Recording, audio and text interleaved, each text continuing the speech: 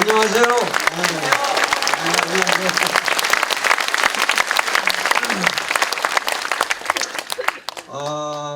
사천은 사실 그 사천 비행장이 있기 때문에 사람들이 익숙하지만 사천 자체에 대해서 너무 모르는 것 같아요. 그래서 사천을 앞으로 제가 선전하는 선전원으로 나서야겠다.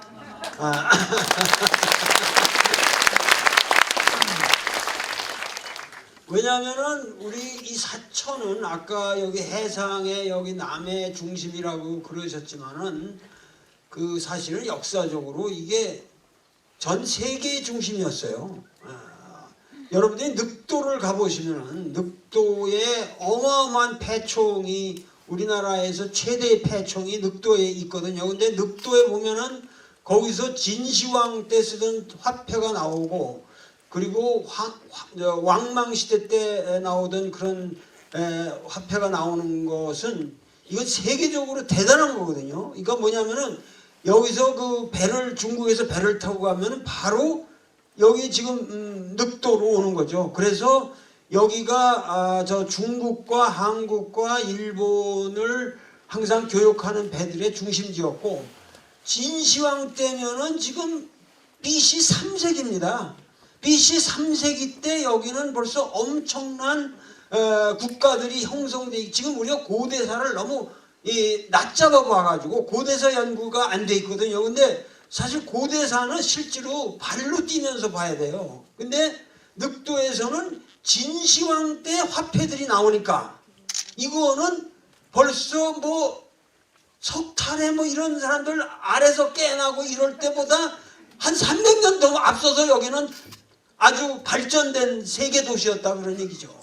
그래서 어떤 의미에서 우리가 이 사천이라는 것을 그 제대로 이해를 해야겠다. 원래 여기가 그 사물이라고 그랬거든요. 사물 여기 사물이라고 그 여러분들이 저 삼국 사기에 보면은 여기 포상 팔국 중에서 그 사물이라는 이게 사물국으로 되어 있는데 이 사물이라는 것을 이제 나중에 그 이제 신라 시대 때 그 경덕왕이 이제 통일 신라를 하고서 이제 당나라 문물을 받아들이면서 이 사물이라는 이게 뭐 우리말일 텐데 뭔 뜻인지는 잘 모르죠. 지금 사실 사물이라는 게 이두식으로 다 적어놓은 거니까. 그런데 이거를 우리말 이제 한자로 표기하면서 이제 중국식으로 표기를 해야 되니까 이왕이면은 공자가 태어난 사수가 있는 이게 노나라의 그 곡부라는 데서 그 공자가 태어났거든요. 근데 그 공자 태어난 데를 가보면 거기 사수라는 그 물이 흘러요. 그래서 이 사물을 갖다가 사수로 바꾼 거죠. 그렇게 해서 그 동시에 이 사수뿐만 아니라 그 앞에 있는 산을 니산이라고 그랬단 말이죠. 니산이라고 그래서 이게 중리 이 공자의 이름이 중리거든요. 이게 공자가 맏아들이 아니고 둘째 아들이기 때문에 그래서 이렇게 그런데 태어난 곳이 그 니구산이라는 데서 그 아버지가 그 숭량흘이라고 아주 그 공자 아버지가 대단한 무장이었거든요. 아주 이 덩치가 어마어마한 무장이었는데 70살쯤 됐을 적에 그 아들을 하나 얻고 싶어가지고 그 무당집에 가서 그 그러니까 무당집이라는 게 그때 지금처럼 그런 무당집이 아니고 그 당시 무당이라는 거는 예술가들이고 그 당시 모든 관원상제를 주관했던 사람들이기 때문에 그렇게 얕잡아 보는 사람이 아니거든요. 근데 그 집에 가서 그 당신 딸을 좀 하나 줄 수 있겠냐. 딸이 셋이 있었는데 70 노인이 와서 딸을 달래니까는 다들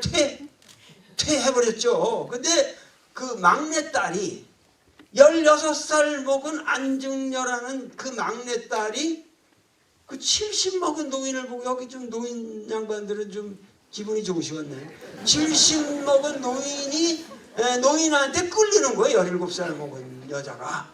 그래가지고 끌려가지고 자기는 저 사람한테 씩하겠다. 자기 아버지한테 자청을 한 거예요.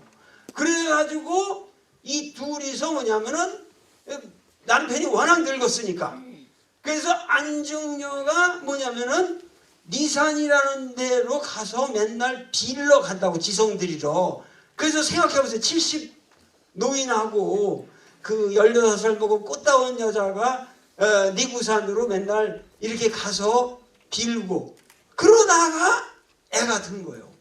그게 바로 공자가 된 거예요.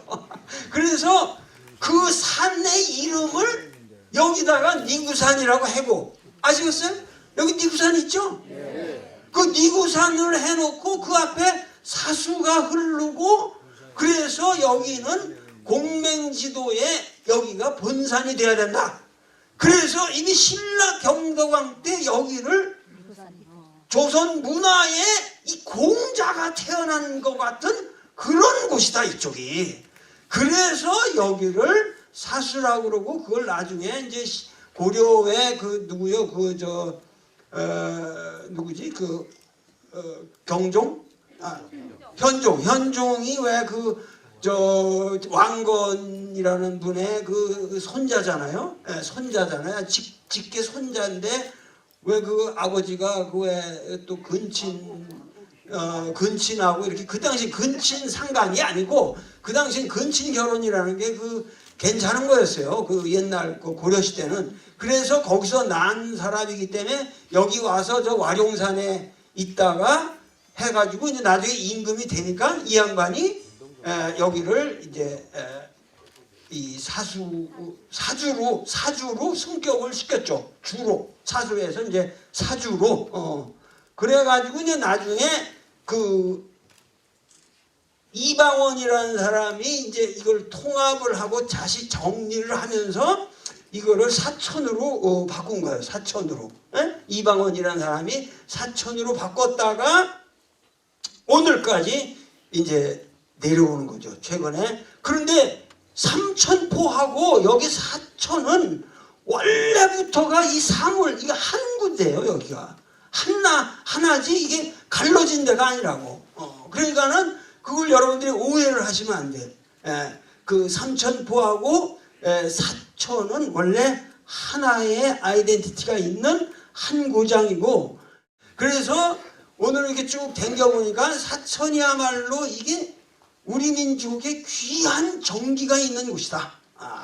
그리고 오늘 사천 향교를 가봐도 그렇게 어른들이 거기서 내가 가는데 충문을 고유를 이렇게 하는데, 자간 근고 마지막 근고 근고. 예. 그래 그 때문에 완전 이게 달아야 감신을 하는 기라. 그 때문에 혹이 달려야 돼요. 그 여기 또 감소고구도 감소고.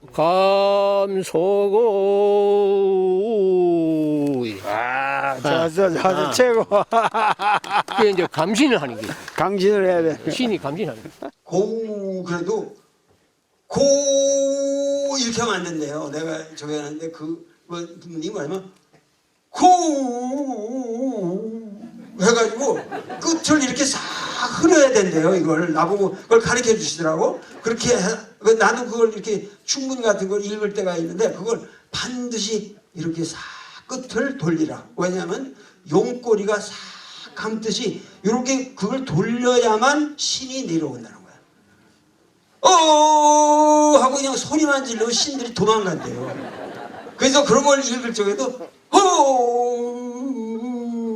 그 꼬리를 만들으라고. 그래서 내가 오늘 되게 귀한 걸 배웠어요. 여기 와서 참 제대로 그런 걸 아시는 양반한테 내가 배웠어요. 그래가지고 오늘 향교도 가보고 여러 군데를 가봤는데 또 여기 지금 여기 저 시장님 오는 길에 내가 여기 그 뭐 선진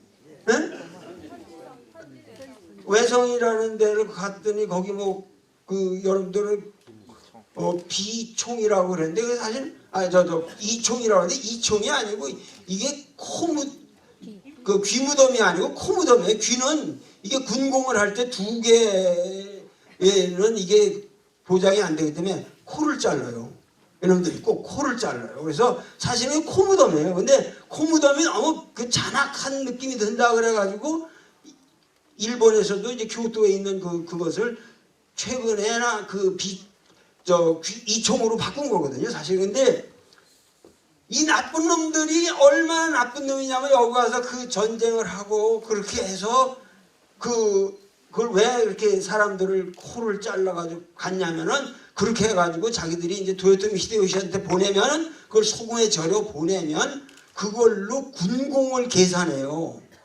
수급이라고 목 하나에 1급이 높아지는 건데 목을 보내긴 어려우니까 코를 베서 보내라. 그래서 그거 코로 계산을 해서 그 사람들의 군공을 정하거든요.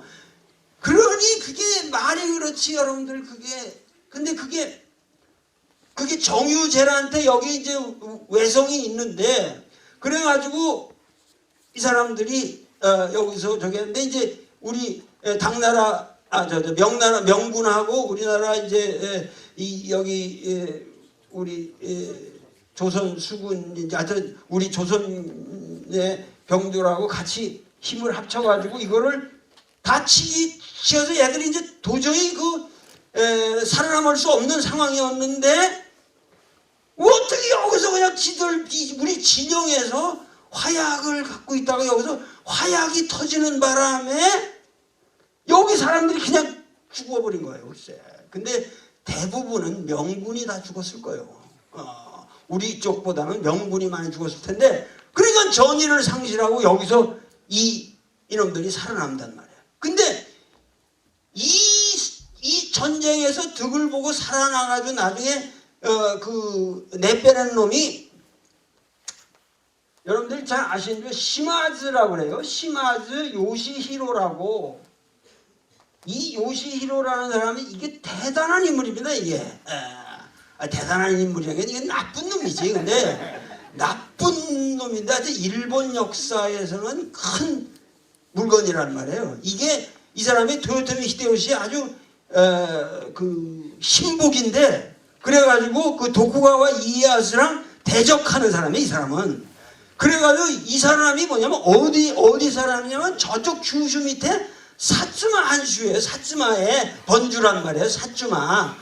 그래서 사츠마에다가 여기 우리나라의 이놈이 도공을 다 훔쳐다가 그 사츠마 약기를 만든 거란 말이에요. 사츠마 약기라고 아시죠? 예, 이 사츠마라고 이 사츠마라고 말이에요. 얘들이 사츠마라고 쓰지만은 이 사츠마 약기라는 것을 우리나라 도공들을 전부 데려다가 지네 사츠마에다 데리고 거기서 만들려고 해서 거기서 나온 후예가 누구냐면 바로 심수관이라는 사람이에요. 심수관이라는 말 들어보셨을 거예요. 그 유명한 도공인데 이 사람이 여기서 살아남은 거라고. 그러고서 나중에 뺑소니를 치는데 그 마지막 그러니까 여기 우리 사천이 얼마나 위대하냐면은 여기서 뭐냐면 이순신 장군이 여기서 그 거북선을 만들어서 제일 처음 거북선을 사용해서 여기서 격파를 해버린 데가 여기고 또 이놈들이 마지막으로 우리나라에서 7년 그렇게 나쁜 짓을 하고 뺑소니 치는데 그리고 이순신은 그동안에도 얼마나 이 정치에 이렇게 당하면서 고생을 하고 그렇게 의로운 우리 이순신 장군도 그렇게 당했잖아요. 그러면은 그놈들이 물러난다 그러면 생각해 보세요. 물러난다 그러면은 여러분들 장군이라도 가니까 내가 뭐 때문에 목숨 걸고 싸우냐. 그리고 나도 우리나라 조정에서도 뭐 나를 뭐 이렇게 대접을 해준 것도 아닌데 싸우지 않으면 그만해요. 근데 왜 죽도록 싸우겠어요? 이순신 장군이 이놈들을 보내서는 안 된다. 그 불일하기 위해서 그러신 거겠어요? 그게 아니죠. 도망가는 놈들을 끝까지 죽여놔야 이 새끼들이 다시 올 생각을 안 한다는 거죠. 그러니까 그 이순신 장군의 그 생각이라고 하는 것은 얼마나 우리 미래를 바라보면서 우리 미래 세대를 생각하면서 이놈들이 여기서 7년 동안 이 짓하고 가는데 얘들을 순순히 보내놓으면 낭만이 생긴다고. 아, 우리 조선에 있을 때 좋았어. 그래서 군바리 새끼들이 만나면 항상 야, 그때 우리가 좋았다. 그 대꾸만 간다 이거야. 그러니까 이순신이 뭐냐면 이놈들을 응징하지 않으면 우리 민족이 또 이런 난을 당한단 말이에요. 그래가지고 그 노량 물살이 센 거기서를 활용해가지고 이놈들을 끝까지 하는데 이 심하지라는 놈이 거기서 그냥 당하고서 뺑소니 치는 거예요. 그래가지고 이놈이 돌아가서 사츠마 약기를 가지고 사츠마를 갖다가 부흥을 시켜요. 그 사츠마가 어떻게 되냐면 사츠마 이 시마즈가 그 뒤로 어디를 정벌 하냐면 지금 오키나와를 정벌해서 오키나와를 일본으로 편입시킨 게 또 이 사람이에요. 아시겠죠? 그래서 일본의 영토를 오키나와까지 넓힌 사람이 이 사람이라고. 그래가지고 그 후손에서 이 사츠마에서 또 이 치가 떨리는 거는 뭐냐면 여기서 근세의 명치 유신을 만든 사이고 다카모리라는 인물이 나오는 거예요. 사이고 다카모리라는 인물이 나와가지고 이놈이 정한론을 외치면서 또다시 조선을 침략해 들어온 거란 말이죠. 그래가지고 이놈들이 와가지고 여기 선진에다가 여기 사당을 세우고 여기 원래 선진이라는 건 이건 진압할 진짜예요. 원래 그래서 우리가 이게 이 선진에서 우리 배로 이놈들을 다 진압한다는 의미 진짜인데 이거를 일제시대 때 요놈이 진의 조상의 이걸 따가지고 이 진으로 바꿨어요. 선진으로. 그리고 거기다가 진의 조상의 공적비를 세우고 사당을 신사를 2개를 세워 놓은 거란 말이에요. 그러니까 역사적으로 이게 얼마나 이게 더러운 이름인 걸 아셔야 돼요. 이게 선진 빨리 바꿔야 돼요. 이렇게 쓰면 안 되는 거예요, 이게. 진압할 진짜로 써야지. 그러니까 이순신 장군의 그 예언이, 그러니까 이순신 장군이 무서워서 몇백 년 못 온 거죠. 못 본 거고, 일본 놈들이 그 러시아하고 러일 전쟁을 하러 일본 함대가 러시아 전쟁을 갈 적에도 이놈들이 전부 제독이, 일본 놈들이 이 앞을 지나가면서 자기들을 그렇게 괴롭힌 그 이순신이지만 이순신에 대한 존경심이 어마어마한 거예요. 자기들은 이 바다에서는 최고라고 생각했는데 원래 이놈들은 해적들 출신 아니에요. 일본 사람들이 해적질에서 먹고 사는 사람들 아니에요. 그러니까 그런데 이순신이라는 이 사람한테 이렇게 당했어요. 그래서 이순신은 그들 마음속에 해신이 됐어요. 바다신이 됐어요. 그래서 그 러일 전쟁 1905년에 러일 전쟁을 떠날 때도 여기 함대에서 세워놓고 이순신을 향해서 다 절하고 제사를 지내고 떠납니다. 그 정도로 일본 놈들이 그 이순신을 기억하는 거예요. 그러기 때문에 일본 통치를 우리나라를 통치할 때도 그렇게 악랄하게 한 거예요. 왜냐하면 여기 또 이순신이 있을지 모른다. 왜냐하면 대만에 가서는 그렇게 통치를 안 했어요. 대만에 가서는 아주 문치를 했거든요. 그래서 거기서는 총독도 해군 장성만 보냈다고 해군 출신 했는데 해군은 굉장히 이 가스카이슈라고 그래서 그 일본의 굉장히 합리적인 그 라인이었기 때문에 군대라도 같은 군대라도 대만 가면 말이죠. 일본 사람들 그렇게 좋아해요. 국민당 통치보다 낫었다 이거야. 그래서 안 그래요. 근데 우리나라는 일제시대라는 게 치가 떨리잖아요. 치가 떨려. 안 낸다. 이게 얼마나 나쁜 놈들인데. 그 어머니는 우리 어머니는 그 일제시대를 그냥 고스란히 다 사셨으니까 항상 저보고 하신 말이 일본 놈들 그럼 내 지갑 잘린다. 일본 놈들의 죄악을 잊지 마라. 어려서부터 내 귀에다 대고 그렇게 말씀해 주셨어요. 그런데 결국은 그러한 역사, 결국 일본 사람들이 그렇게 했는데 올해가 또 임진년이다 그거예요. 바로 뭐냐면 60갑자리 7번 돌리면 바로 그 해잖아요. 그래서 저는 올해 내가 달력을 만들었는데 임진왜란 발발일 이렇게 딱 써놨어 내 달력에다가. 기억하자 이거지. 달력에다가 무슨 어린이날 어머니날 이런 것만 써놔 뭐하냐 이거지. 그래가지고 그거 봐봐. 우리 장모님이 그림을 그렇게 이쁘게 잘 그려요. 그래가지고 갖고 봐. 내가 그렇게 해서 달력을 냈어. 우리 장모가 지금 90세인데 이렇게 소녀 같은 그림을 그려요.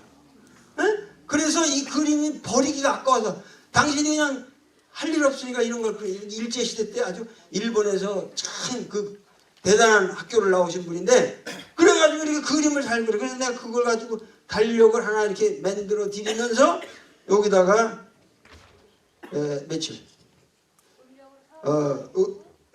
올해 2012년 2월 2일 임진왜란 발발일을 여기다 딱 써놨어 내가. 그래서 음력으로 4월 13일인데 그렇게 해가지고 일본 사람들이 왔는데 좌우지간 올해 FTA도 생각하고 뭐 하면서 뭐냐면 또다시 올해에 우리 임진왜란이 아니라 이건 뭐 임진미란이 되겠다. 미국 놈들이 또 우리나라를 집어먹었다고 이거 FTA 하고 이러니까 우리 농민들은 그냥 이제 죽으라. 자유무역이라는 거는 좋은 거예요. 누구 자유무역 나쁘대요. 근데 자유무역이 나쁜 게 아니고 자유무역 계약만 하지.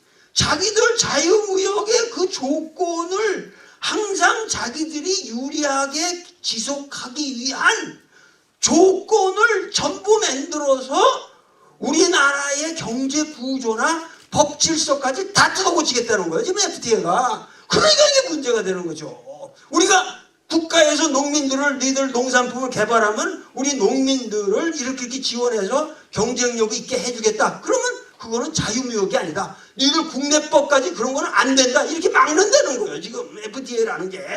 그러니까는 올해는 이게 임진왜란이 아니라 이게 임진미란이 나게 생겼다. 내가 그런 말 한 번 했더니 그냥 컴퓨터 이 트위터인가 거기에 그냥 쫙 깔려서 돌아다녔어요. 근데 내가 생각하기에는 올해도 우리가 이러한 우리 민족의 비극을 항상 생각하면서 우리가 이 자리에서 한번 생각을 해보자. 우리의 미래를 어떻게 갖고 갈 것인가. 그래서 이 공자 사상을 우리가 얘기를 하자면은 이게 복잡한데 공자를 얘기를 할 뿐만 아니라 공자라는 분을 그야말로 우리에게 선양한 분이 공맹사상이라고 그러잖아요. 우리가 보통 그 공자를 선양한 사람이 바로 맹자라는 분이요. 맹자. 공자뿐만 아니라 이제 맹자라는 분이 계시거든. 그래서 공자에 대해서 우리가 맹자를 얘기를 하는데 이 맹자라는 분은 이 공자라는 분은 좀 상당히 성격이 점잖으신 분이에요. 공자는. 그리고 시대가 이 공자라는 분이 사신 시대는 춘추 시대예요. 춘추라고 그러고 맹자라는 분이 산 시대를 우리가 전국 시대라고 그래요.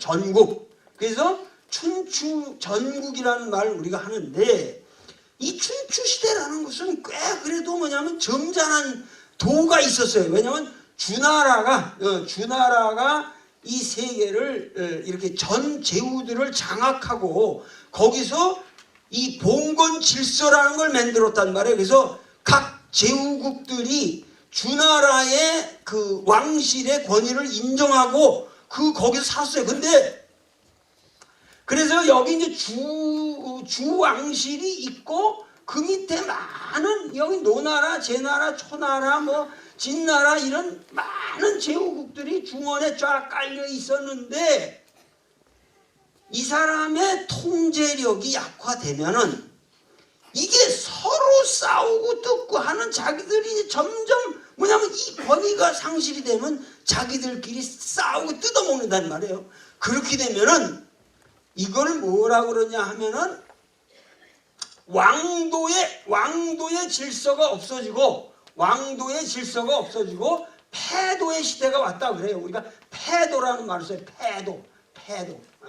그래서 이 맹자가 산 시대는 패도의 시대다 이거야. 그러니까 이 패도의 시대라는 거는 그냥 이 무력이 강한 놈들이 그러니까 무력이 강한 사람들이 그냥 서로 싸우고 그래가지고 이기면 그냥 왕이 되는 거예요. 그러니까 이때는 말이죠.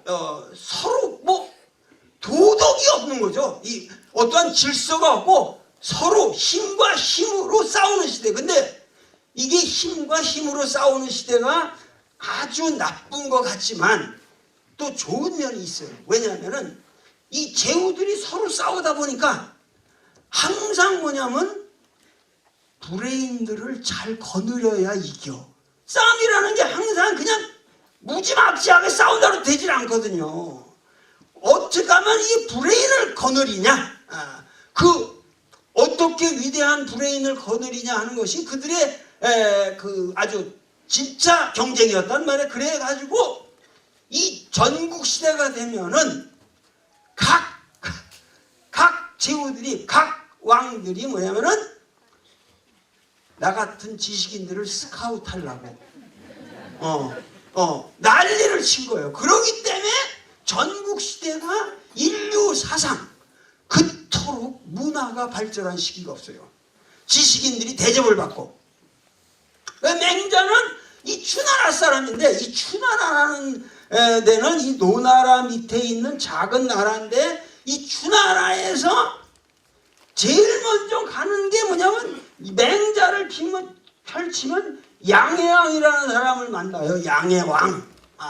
양해왕을 만나러 가는데 처음에 맹자라는 책을 착 펼치면 양해왕이 맹자를 만나러 나왔어요. 교회까지 나와서 수불원천리하고 이렇게 불원천리하고 우리나라에 오셨으니 우리나라에 무슨 이로움이 있겠습니까? 하고 묻는 게 이제 맹자라는 건 처음 출발이거든요. 에?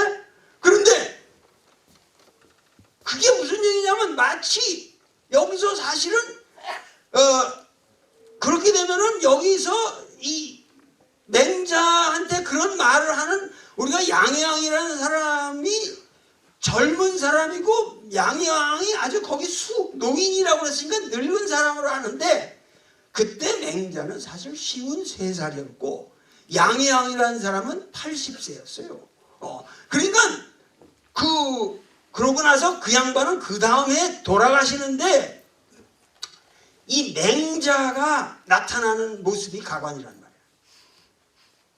저는 여기 내려올 때 그저 딸랑딸랑 이거 하나 가지고 왔지만 그래도 비행기를 뭐 이게 앞좌석을 태워줘서 내가 아주 편하게 왔어요. 근데 맹자는 가는데 뭐라 그러냐면 그 제자가 가면서 이래요. 선생님, 양해왕이 당신을 초청했는데 그래도 그 양해왕이 만나자는 건 당신 혼자 만나는 건데 지금 가는 일행이 수레 수십 대, 아주 문자 그대로요. 수레 수십 대, 그리고 그 수레를 따라가는 뒷 종자들이 수백 명. 그러면은 맹자가 가면은 그 맹자 혼자 가는 게 아니라 수레가 20대가 쫙 하고 그 밑으로 최소한 그러니까 수십 대 수백 명이라니까 최하로 잡아서 수레 20대 거기 그 따라가는 사람들 한 300명 뭐 200명만 잡아도 수레에 탄 사람 다 합하면은 이게 한 300명이 되는 규모라 이거죠. 그런데 그것이 간 것이 이 사람의 고향으로부터 양해안까지 자그만치 간 것이 불원천리라고 했지만 천리가 넘어요. 1500리나 되는데 거길 가려면 최소한 한 달이 걸려요. 그러면 그 한 달 동안 올 동안 그 대단한 행렬이 거저갈 수 있냐? 갈 수가 없어요. 갈 수가 없으니까 용병을 구해가지고 이제 군대까지 동원해서 가야 되거든요. 그 비용을 누가 대냐? 그 양양이 다 되는 거예요. 한 사람을 모시는데 그렇게 어마어마하게 맹자가 갑니다. 그 가니까 양양의 입장에서는 이렇게 내가 투자를 했는데 당신이 오고 하는데 우리한테 무슨 이득이 있겠냐 하고 나와서 다 공손하게 이렇게 말하니까 당신이 나한테 무슨 이익을 말하느냐 오직 나에게는 인의가 있을 뿐이로소이다 하고 호통을 치는 거예요. 만나자마자. 좀 과하지 않습니까? 이 얘기가 어디 나오냐면 맹자 속에 리얼한 기록으로 나와요. 리얼한 기억으로 나오면서 얘기를 해. 그러니까 양양이 있다가 내가 그렇게 투자를 했으니까 우리한테 무슨 이익이 있겠냐고 말하는데 이렇게 인의가 있다고만 말씀하지 마시고 저에게 좀 차분하게 말씀해 주십시오 하고 얘기를 해요. 그러니까 제가 너무 화를 내지 마시고 좀 점잖게 제가 말씀해 주시면은 제가 공손하게 듣겠습니다. 그러니까 그런 사람한테 대고 맹자가 탁 하는 말이 뭐라고 하세요? 임금님, 사람을 몽둥이로 때려 죽이는 거하고 칼로 찔러 죽이는 거하고 뭐가 다릅니까? 그러니까는 양양 있다가 뭐 사람 죽이는 건데 몽둥이로 때려 죽이든 칼로 죽이든 똑같죠. 그러니까 그렇죠. 그 다음에 그러면은 사람을 칼로 찔러 죽이는 거하고 정치로 죽이는 거하고는 뭐가 다릅니까? 할 말이 칵 맥혔죠. 할 말이 칵 맥히니까 맹자가 하는 말이 내가 보니까 당신 곡간에는 그냥 고기가 주렁주렁 부죽간에 고기가 그냥 살찐 고기가 주렁주렁 고기가 널 이렇게 걸려져 있고 이런데 백성들은 내가 오면서 보니까 그냥 들판에 다 굶어 죽어가고 노약자들의 시체가 도랑에 뒹굴고 있습니다. 그것은 마치 당신 곡간에 있는 짐승 새끼들을 몰아가지고 사람을 잡아먹게 하는 거나 마찬가지니 어찌 인정이라 할 수 있겠소? 하고서 그냥 대고 그냥 계속 그렇게 말씀하시는 거예요. 그러면서 하시는 말씀이 뭐냐면은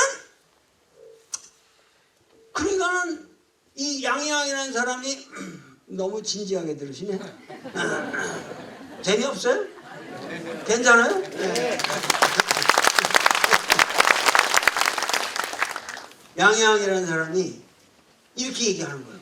보시오. 여기 나는 말이죠. 여기 그 황하가 이렇게 흐르면은 이렇게 해서 이렇게 들어가잖아요. 여기 이제 제 나라가 있고 이쪽에서 해변에서 쭉 흘러 들어갑니다. 그래서 이제 이렇게 나오는 거죠. 근데 여기쯤에 위나라가 여기 있고 지금 진나라는 이쪽 그 지역을 관장하고 있거든요. 여기가 이제 지금 서안이고 여기가 이제 뭐 연안이고 뭐 이런 데가 결국 여기가 고지대죠. 고지대에서 중국은 항상 이 고지대에서 이쪽으로 밀고 내려온 거예요. 근데 여긴 그때 진시황이 된 그 진나라가 통일을 하고 있고 여기 맡고 있는 것이 이게 위나라인데 이제 위나라가 대량이라는 데로 대량이라는 데로 수도를 이 진나라가 하도 세게 치니까 대량이라는 데로 황하 밑으로 옮겼어요. 그래서 이 위나라를 양나라라고 부르기도 했기 때문에 사실 위나라의 회왕인데 지금 양해왕이라고 그러는 거예요. 근데 저는 한해에 여기 하동이라고 그래요. 여기 이제 하동에 여기 하동 지역에 기근이 들고 홍수가 나고 이렇게 어려우게 되면은 여기가 한해 지역인데 여 한해 지역에서는 여기는 그래도 기근이 안 들고 여기 조건이 달라요. 그러니까 여기 기근이 들면 여기 있는 사람들을 일로 이주시키고 쌀도 여기 있는 거를 여기다 갖다 퍼주고 이렇게 해서 그 백성들의 고통을 덜어주고 여기에 기근이 들면 또 여기 있는 사람을 일로 옮겨주고 또 여기 있는 쌀을 일로 갖다 퍼줘가지고 서로 교환을 해서 골고루 잘 살게 해주고 있습니다. 그런데 왜? 그 당시는 뭐냐면 그렇게 좋은 정책을 피면은 각 나라에서 이렇게 몰려들어가지고 점점 나라가 인구가 지금 우리 사천도 그렇지만은 하여튼 인구가 몰려들어가게 만들어야 되잖아요. 요새 같은. 근데 옛날엔 더 심했단 말이에요. 그리고 옛날엔 국경이라는 게 없었어요. 그래서 이 농민들이 마음대로 경제학 조건이 좋은 대로 갔거든요. 그래서 이렇게 내가 혜택을 잘 베풀고 있는데 사람들이 오시란다 이거야. 우리나라를. 나는 명분이라고 생각하는데 왜 안 옵니까? 그러니까 제가 그 임금님께서 전쟁을 좋아하시니까 우리나라가 아주 대국으로 전쟁을 많이 해요. 전쟁에 대한 이야기로 한 말씀만 드려보겠습니다. 그러면서 하는 말이 전쟁을 나갈 적에 전부 병사들을 갑옷을 입고 그냥 해가지고 둥둥 북을 치면서 싸우자 나가자 해가지고 막 나가서 접전을 하게 되면은 이놈들이 갑옷이고 뭐고 다 던져버리고 도망을 가는 거지. 오늘 내가 죽으라고 하는 뭐 때문에 싸우냐고 도망을 간다 해야. 근데 어떤 놈은 정신없이 그냥 100m 달리지 않아 50보를 뛰고 나서 하고 어떤 놈은 다 가다가 멀리 100보를 가서 뛰고 나서 하고 되돌아본다. 그런데 50보를 뛴 놈이 저기 저 100보를 뛴 놈한테 저 새끼 저 야비하게 저렇게 도망가냐? 그 전에 50보 간 놈이 우리가 지금 50보 100보라는 말이 맹자에서 나온 말이에요. 아시겠어요? 근데 그 원래 그 비유가 이래요. 그래서 50보 간 놈이 100보 지나가는 거, 야, 저 새끼 봐라, 저 새끼 저거 저렇게 야비하게 싸우지 않고 도망갔냐고 그러시면은 왕께서는 어떻게 생각하시겠습니까? 그 나쁜 새끼를 지들이 50보 도망간 놈이나 100보 도망간 놈이나 다 똑같은 놈들인데 또 어떻게 내 병사들이 그럴 수가 있단 말이에요. 그러니까는 제가 그래서 드리는 말씀 이외다. 그래서 제가 여기 사천도 통합을 하지 말라는 거예요. 한해에서 하동으로 갔던 여기 있는 사람을 여기 데려왔던 이거 근본 해결이 아니지 않습니까? 지금 50보 100보의 문제나 똑같은 것이 옳시다. 문제는 근본 대책을 세워야 할 거 아니에요. 나도 여기서 앞으로 내가 그 사천에 와서 당장 근본 대책 가장 제일 대책은 여기 항공산업을 여기를 발전을 시켜야겠다. 왜냐면 항공산업이 어차피 저희 이 자주국방을 해왔고 이거는 우리 민족의 지대한 과업이니까 어떻게든지 이 사천 지역을 항공산업을 개발을 시켜서 이거를 발전을 시켜주자. 이런 걸 해야지. 지금 여기 있는 사람을 일로 데려다 주고 여기 있는 사람을 일로 데려다 여기 있는 사람의 돈 좀 풀고 이 짓 안 한다고 되겠냐 이거예요.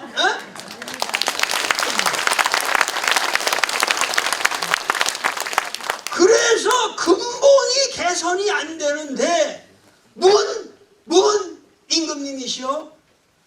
뭔 그렇게 50보 100보 같은 얘기를 하십니까? 그러니까 그럼 근본 대책이 뭡니까? 이제 근본 대책은 나는 딱 여기서는 하나 항공산업을 발전시키자 이런 걸 위해서 하자 이런 걸 하나 제시했지만 그 당시 그 맹자가 제시한 그 유명한 것이 정전법이라는 거예요. 우선 백성들에게 당신이 세금을 뜯지 말라 이거예요. 세금을 뜯지 마라. 왜냐하면 당신은 지금 투주간에 왜 그렇게 고기가 늘어나고 지금 당신이 그렇게 돈이 많은데 백성들을 위해서 뭐냐면 이런 말을 하거든요. 이런 말을 해요. 양양이 처음 만났을 때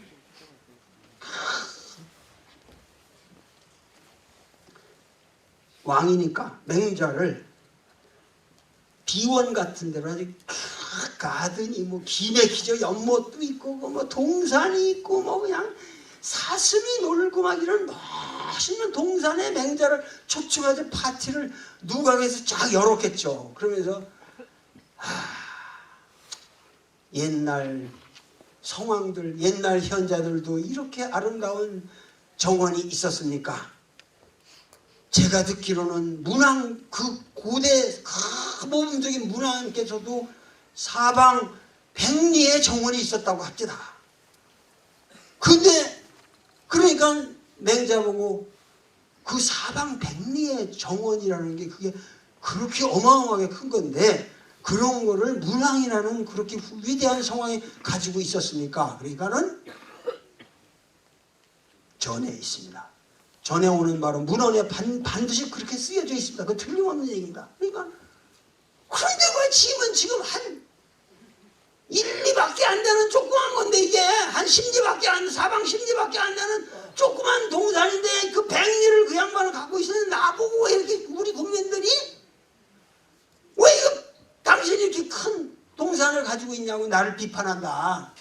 이게 웬일입니까? 그러니까 바로 문왕께서는 사방 백리의 동산을 갖고 계셔도 그 백리의 아름다운 동산은 백성들이 마음대로 들락거릴 수 있는 동산이었습니다. 그래서 그들이 거기 가서 놀기를 좋아하고 그들이 거기서 배고픔 와서 사슴을 쏴도 거기서 사슴고기를 먹고 저기에도 아무 탈이 없었는데 당신은 지금 심리를 놔두고 여기서 어떤 일 와서 당신네 임금님의 노루를 하나 쏴 죽이면은 당장 사형이니 이것은 거대한 이 나라 국중에다가 거대한 함정을 파놓고 백성들을 그물질하는 것과 뭐가 다른 거겠습니까? 그래가지고 맹자가 그냥 까대는 거예요. 그러면서 하시는 말씀이 제1 우리가 실행해야 할 것이 뭐냐? 정전법이다. 뭐냐면 정전법이라는 게 자꾸만 이걸 갖다가 사람들이 오해를 하는데 당시는 그랬어요. 정전법이라고 해서 이게 하나가 백묘식인데 이 백묘라는 것이 이게 1묘가 한 30평 되니까 이게 30평이 좀 더 될 것 같기도 하고 내가 하여튼 3,000평 정도 되는 땅을 하나씩 준다 이거예요. 그러면은 그게 1가오당 1가오 한 식구 한 5식구 10식구 정도 저기 해서 1가오당 주면은 백묘식을 다 주면은 8가오가 경작을 하고 이거를 사전이라고 그러고 이 가운데 거를 공전이라고 그래서 요것만을 이 8가오가 경작을 해서 이거를 국가에다 바치면 됩니다. 이게 정전법이옵시다. 그래서 오늘날 이 맹자가 말한 정전법이라는 게 뭐 고대에 존재했다 안 했다 이런 말이지만 맹자는 그런 게 아니에요. 왜냐면 땅을 그렇게 구획하기 힘든 곳은 그냥 삐뚤빼뚤해도 계산으로만 하면 된다 이런 말까지 할 것이거든요. 아주 실제적으로 구체적으로 그렇게 해서 뭐냐면 문제는 내가 말하는 건 뭐냐면 국민의 우리만 해도 우리 여러분들 일제시대 때까지 아니 뭐 최근까지만 해도 우리나라 자경제라는 소작인이라는 게 땅을 소작을 하면은 반 뛰어갔어요. 그렇죠? 지주한테 반 바쳤잖아요. 자경제가 50%였거든요. 그러니까 이거는 지금 뭐냐면 지금 9분의 1밖에 안 되는 거란 말이에요. 근데 9분의 1이라도 이게 고정된 것이 아니라 흉년이 들 때는 여기도 흉작이 드니까 여기도 흉작이 되니까 국가에서 갖고 가는 게 적잖아요. 풍년이 들 때는 여기도 풍년이 되니까 국가에서 들어가는 게 많고, 그러니까 상황에 따라서 이렇게 플럭추에이션이 가능하다 이거예요. 그래서 국민들의 부담을 줄여줄 뿐만 아니라 자기 땅에 소출해서 자르는 것보다는 공전을 따로 가외로 경작을 하기 때문에 이건 노동에 더 잉여 노동을 하면 되는 거기 때문에 부담이 적었어요. 그러니까 실제로 10분의 1도 안 됐다고 이게 이 세율이. 그러니까 그 당시로 볼 때는 맹자의 주장은 우선 조세 세율을 낮춰야 됩니다. 우선 그것이 급선무입니다. 이런 본질적인 대책을 세웁시다. 그런데 그 당시 임금들이 뭐 50% 뭐 90%까지 씹먹는데 그걸 실시를 하려고 그러겠어요? 생각해보세요. 우리나라에 재미난 게 뭐냐면은 이 맹자가 우리나라에는 고대에 안 들어왔어요. 신라시대 때 맹자를 읽은 사람이 있을 것 같아요? 중국에도 없었어요. 왜냐면 맹자라는 책은 중국에서도 뭐냐면 임금의 아까 말했듯이 여기 아까 정원을 가지고 말했듯이 여민동락, 백성과 더불어 동고동락하지 않는 사람은 임금의 자격이 없다. 그래 가지고 맹자는 혁명사상이 있었거든요. 중국에서 유일하게 혁명사상을 가리키거든요. 그러니까 역대 군주들이 맹자라는 책을 벌벌벌벌 떨었어요. 그래서 맹자라는 책은 알려지질 않았어요. 그런데 송나라 때 주자라는 분이, 지금도 향교에 가면 주희와 우리나라 해동 18년 자랑을 하자면 우리 광산 김씨의 그 18년 중에 두 분이나 들어가 있어요. 김장생, 김집 두 부자가 우리는 들어가 있다고 18명 중에. 그러니까 광김이 이렇게 약하지 않죠. 죄송합니다. 근데 하여튼 해동 18년이 있고 거기 20편을 모셨는데 두 분이 뭐냐면 주자하고 정의천, 그 두 분을 모셨어요. 그러니까 이 두 분을 모신 게 이유가 있어요. 왜냐면은 주자가 맹자를 이 세상에 최초로 발굴해낸 분이에요. 그렇게 해가지고 뭐냐면 송나라 때 비로소 맹자라는 문헌이 중국에 등장합니다. 그런데 우리나라는 그러니까 그 주희라는 분은 돌아가신 게 1200년에 돌아가셨거든. 13세기에 이제 들어오니까는 우리나라에 맹자가 들어오는 안양이 저기 하고 이제 중국의 고려 송나라에 가서 장원급제를 한 분이 이색이라는 분이에요. 원나라에 가서 급제를 하고 그래가지고 그 밑으로 그 제자들 중에서 정몽주, 정도전 이런 분들이 나왔는데 이 정몽주라는 분이 뭐냐면 이 맹자를 최초로 발견을 하는 거예요. 우리나라에서. 그 전에는 우리나라에서 맹자를 읽은 사람이 없어요. 그래가지고 보니까 대단하거든. 그런데 그 당시 뭐냐면 삼봉 정도전이라는 사람이 요 봉화에서 여기 저 태백산 줄기 이 영주 봉화에서 그 당시 시묘살이를 하고 있어요. 자기 엄마 아버지가 한해 돌아가세요. 그래가지고 이 사람이 과거급제했다가 개성에서 내려와가지고 거기서 시묘살이를 하면서 하고 있을 때 딱 정몽주가 보내주거든요. 그 보내주니까는 그거를 갖다가 시묘살이 하면서 자기가 자기 동생하고 동네 그 어린 사람들 데리고 세미나를 하고 있었거든. 그런데 어느 날 책이 도착했어요. 그런데 보니까는 위에 보니까 딱 껍데기에 사서 집주 딱 펼치니까 맹자가 나오는데 맹자를 읽어라. 정몽주가 편지를 써서 너 한번 이 책을 읽어봐라. 그래가지고 삼봉 정도전이 한하게 능하니까 쫙 펼치는데 양양부터 그냥 까들어가면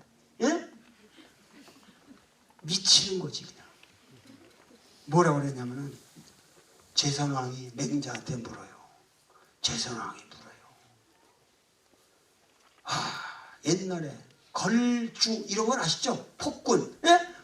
걸주라는 아주 옛날에 탕왕 하나라의 마지막 임금은 걸림금이고 은나라의 마지막 폭군은 준임금인데 이 걸주를 갖다가 당왕과 무왕이 정벌을 해서 그들을 죽였다는데, 그래서 혁명을 일으켰다는데, 그런데 그래도 그 사람들은 신화된 도리로서 시군, 여기 시자를 썼어요. 이게 살이라든가, 이게 보통은 죽인다는 것은 그냥 죽이는 거지만 시라는 거는 밑에 있는 사람들이 윗사람을 죽일 때 쓰는 말이에요. 이게 밑에 있는 사람이 위에 어른을 죽일 때 쓰는 말인데, 신하로서 시군을 한다는 것이 과연 정당합니까? 그건 좀 너무한 거 아닙니까? 그러니까 맹자가 하는 말이, 인을 해치는 자를 도적놈이라고 그러죠. 도적놈이라고 그러고, 의를 해치는 놈을 잔악한 놈이라고 그럽니다. 그런데 이 잔적한 자를 일컬어서 한똘만이 새끼 옷이다, 한똘만이라고 합니다. 일부라고 합니다. 그런데 나는 당임금과 무왕이 의와 인을 해친 잔적한 간악한 한똘만이 새끼를 주살했다는 얘기는 들었어도 시군했다는 얘기는 난 들어본 적 없습니다. 그렇잖아요. 그놈들이 뭐냐면 여민동락이라는 게 여기는, 여민동락이란 백성들과 더불어 동고동락하지 않는 사람은 그것은 왕의 자격이 없어. 그거는 왕이 아니라 한 또라이 새끼요. 그냥 그 또라이 새끼를 죽였네.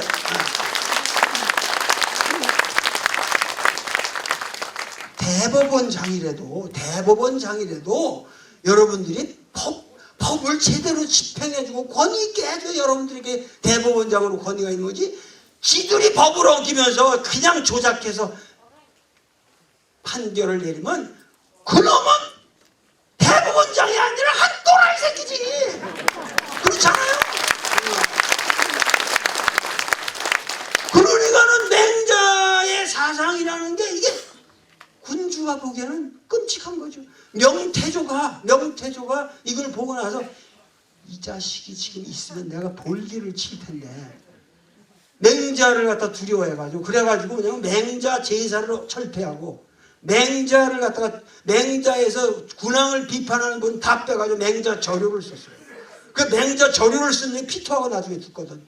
그래가지고 그놈이 업보를 받았다고 그러는데, 하여튼 뭐냐면은 이 맹자라는 책을 그렇게 두려워했단 말이에요. 그러니까 우리나라에서 딱 그 맹자라는 책이 이 정도전의 손에 탁 왔을 때, 그걸 쫙 펼칠 때, 운명이 결정된 거죠. 혁명을 해야겠다. 조선 왕조가 태어나게 되는 겁니다. 그런데 그때만 해도 말이죠, 지금 뭐냐면 아까 말했지만 정도전이가 가장 고민하던 문제가 수조권이라는 거예요. 수조권. 이 수조권이라는 건데, 원래 이 철이라고, 조세라는 것은 이 경작을 하면 경작한 땅에서 얻는 수확의 10분의 1을 걷기로 돼 있어요. 그러면 지방 수령이 오면은 우리 시장님은 오히려 돈을 써야 될 지경일 거예요. 이 어려운 거를 이끌어. 근데 그 당시 이제 지방 수령이 내려오면은 10분의 1을 사실은 걷어서 국가에다가 다 헌납을 하면은 국가에서 그걸 모아가지고 지방 수령에 월급으로 줘야 될 텐데, 옛날에 그게 전국에 있는 수령들한테 월급을 줄 방도가 있겠습니까? 그런 게 다 모아지지도 않고, 그게 그 당시에 무슨 지로용지가 있겠어요, 뭐 컴퓨터가 있겠어요. 그러니까 힘드니까 옛날에 뭐냐면 지방 수령이 가면 니들이 거기서 통치하면서 각 농부들한테 10분의 1을 받아 먹어라. 그렇게 된 거예요, 옛날에. 그래서 수령들이 내려오면, 방백 수령이 내려오면 와서 그 나라에서 이제 부자 동네 가면 신이 나는 거 10분의 1은 다 처먹어. 근데 물론 10분의 1만 받았죠. 그런데 문제는 여기서 중요한 게, 10분의 1을 받고 이놈이 영원히 거기를 다스리나? 임기가 있으니까 딴 데로 떠날 거 아니에요. 예? 그럼 새 놈이 오잖아요. 그러면 이 수조권을 이놈들이 뭐냐면 그 땅에 대해서 계속 클레임을 하는 거예요.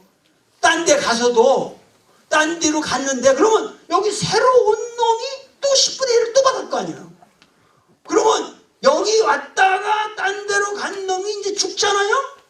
죽으면은 이게 우리 조상의 조업전이라고 해서 우리 조상이 받던 밭이다. 그 조업, 우리 조상의 업이 있는 거다. 그래가지고 그 10분의 1을 받아먹는 걸 갖다가 계승을 해요. 계승을 해요. 그렇게 되니까 이게 한 100년도 안 돼서 뭐냐면 한 땅에 대해서 소출을 하면은 정도전이 쓴 거예요. 그 다음에 고려 말에 현황이 뭐냐면 농민이 이거를 하고 나면은 한 땅에 대해서 이걸 받아 처먹는 주인이 7, 8명이 보통 됐다는 얘기예요. 그러면 농민들은 그 피땀 흘려서 나락을 쌓아놓으면 7, 80%를 다 뺏기는 거예요. 끔찍한 일이죠, 그 당시에. 예? 그러니까 뭐냐면은 정도전이 이 새끼들 그래도 맹자를 보니 10분의 1 예? 이것도 정전법으로 해라.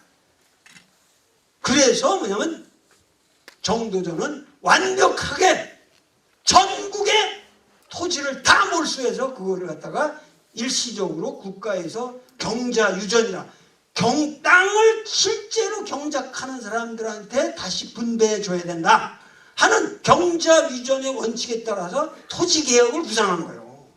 그러니까 이것이 너무 과했기 때문에 결국 이방원이 죽이는 거예요. 같이 혁명을 하고도.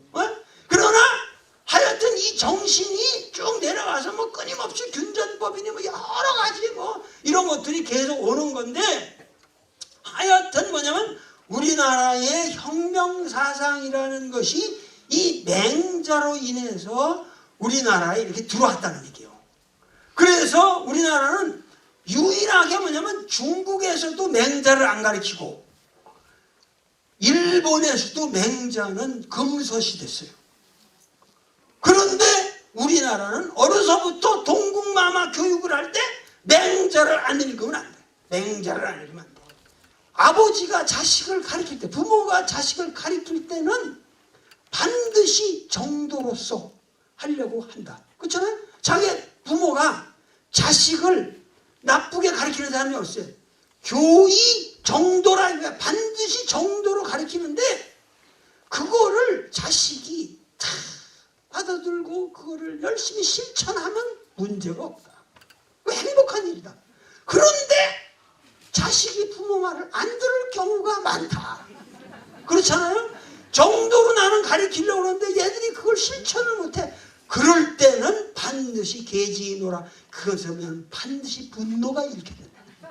분노가 일게 되면 그 분노가 그 자식을 상하게 된다는 거예요. 상처를 준다는 거예요. 그러면은 계속 화를 내면은 자식은 아버지를 생각할 적에 아버지는 정도로서 나를 가르치시려고 하는데 가르치시려고 하는데 저렇게 화를 내시니 저 화를 내시는 것은 정도가 아니로다. 이렇게 생각하실 것이므로 부자지간에 부자지간에 책선이라고 그랬어요. 선을 책선이라. 선을 강요하는 것은 참으로 어려운 일이다. 그래서 책선을 하게 되면은 부자의 관계가 자꾸만 멀어지게 된다. 멀어지게 된다. 그러면은 이 인생의 인간으로 태어나서 부자지간의 감정이 멀어지는 것은 가장 감내하기 어려운 슬픔이다. 그러기 때문에 항상 예로부터 자기 자식을 직접 가르치지 아니하고 바꿔서 가르쳤느니라.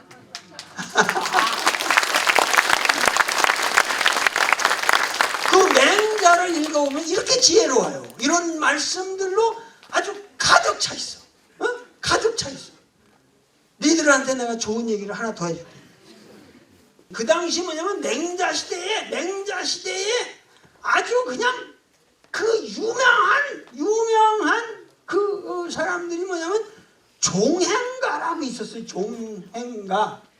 이 종행가라고 하는 것은 그 당시 뭐냐면은 종행가라고 하는 것은 뭐냐면은 이 아까 말씀했지만은 당시에 여기 이렇게 황하가 있으면은 여기에 지금 진나라가 있어가지고 이거는 사실 후진나라였어요. 진나라는 건 진시황이 나중에 통일을 하지만 후진나라인데 여기가 뭐냐면 여기 이 중원이 있었는데 여기에 육국이 들어서 있단 말이에요. 6나라가 육국이 진초, 현재, 한의조, 그러니까 이런 그 굉장한 이 육국이 하기 때문에 진나라하고 횡으로 연대를 해서 각계로 격파를 해 들어가는 거를 횡이라고 불러요. 연행책이라고 그러고.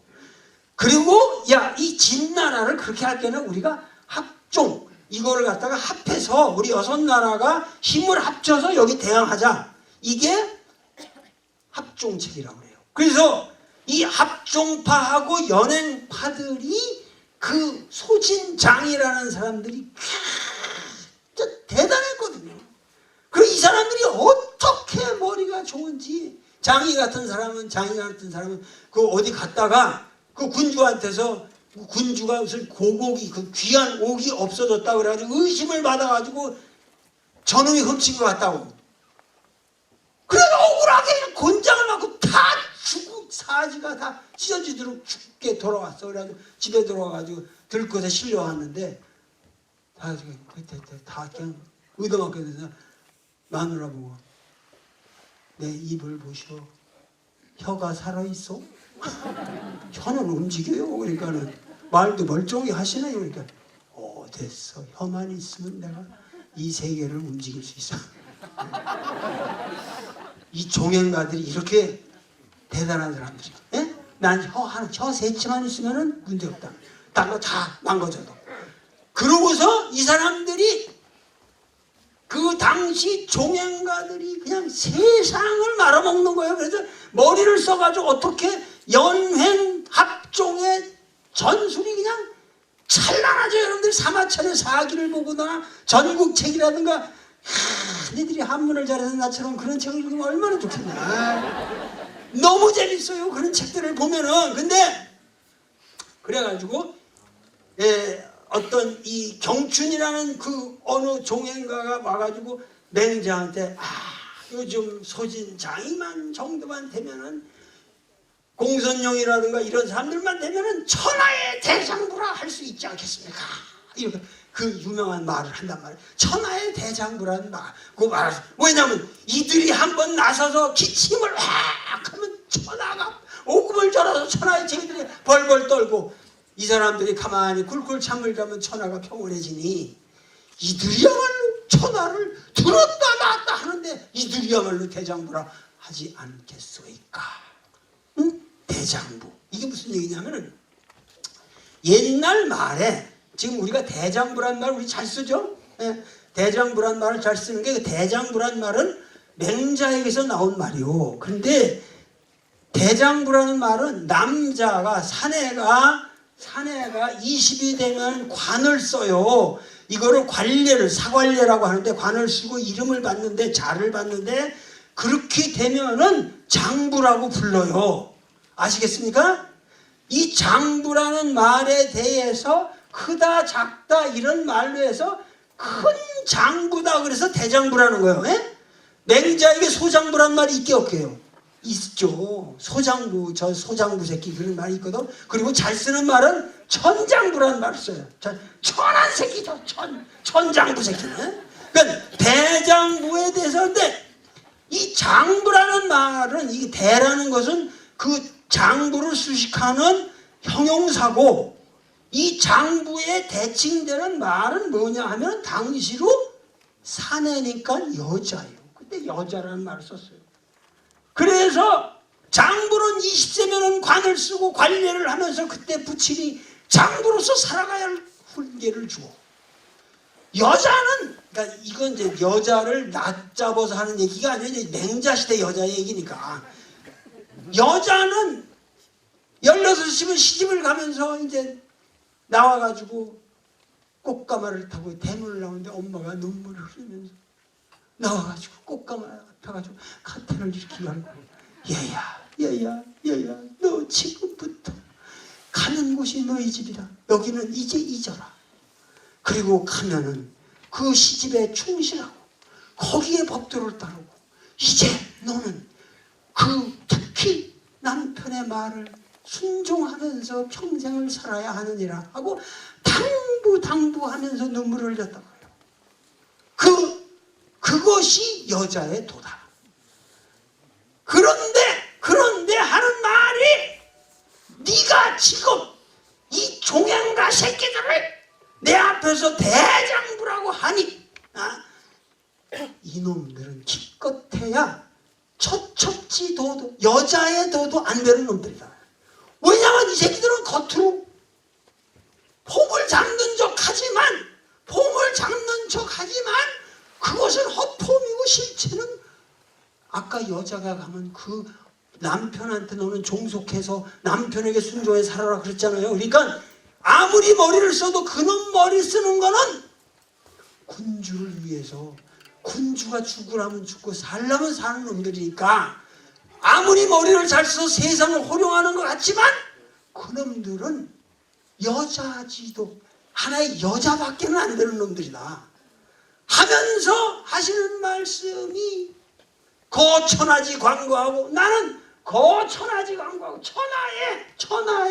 천하지 광고하고, 천하의 조그만 집에서 사는 게 아니라 이 천하라는 거대한 광고에 살고, 입천하지 정의하고 천하의 바른 자리에 서고, 행천하지 대도라, 천하의 대도를 행하는 자.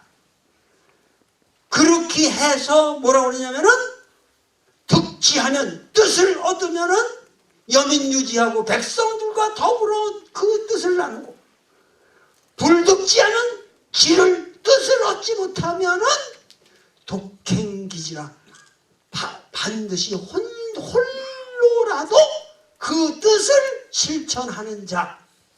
그래서 부기불능음하고, 부기도 그를 타락시킬 수가 없고, 빈천불능이하고 빈천도 그를 움직일 수가 없고, 그렇게 하고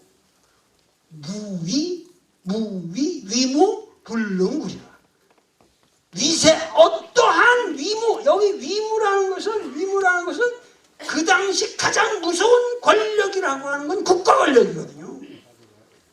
임금들의 권력, 그 무서운 위무라고 할지라도, 불능 그냥 굴이라. 그를 굴복시킬 수 없다. 위무라도 불능굴, 그 자를 이끌어서 비로소 대장부라 하나니라. 그러니까 맹자의 이 정신이라고 하는 것은 정말 다 어디 가든지 당당하고 전혀 구김이 없죠. 그 정신을 우리 조선 민중들이 어려서부터, 옛날부터, 이 조선 시대 때부터 여러분들의 사천에 여기서 공부하던 옛날 사람들은 여기 니구산 사수를 생각하면서 항상 모든 사람들이 이렇게 살아온 거예요. 그래서 우리는 대장부의 나라예요. 대장부의 나라. 그래서 이 사천 사람들이 정의감이 강하고, 항상 지금 우리가 뭐가 무섭다고 말이에요. 우리가 뭐가 무섭다고. 여러분들이 항상 나는 사천, 지금 여러 가지로 우리가 어렵습니다. 사실 지방 행정이라는 게 경제고 뭐고, 이거는 정말 어려운데 우리가 정도를 지켜야만 결국은 승리를 한다는 걸 우리가 깨달아야 돼요. 내가 엊그저께 아니라 바로 몇 시간 전에 그 이정 선생 국외서원, 구암서원, 국외서원을 가서 거기 봤는데, 여러분들이 뭐 이정 선생님만 해도 지금 뭐냐면 퇴계, 이퇴계, 조남명, 이분들이 다 지금 이택의 조남명 선생의 강점을 다 가지신 분이에요. 우리 이 구암 선생은 정말 구암 이정 선생은 대단한 분이거든요. 이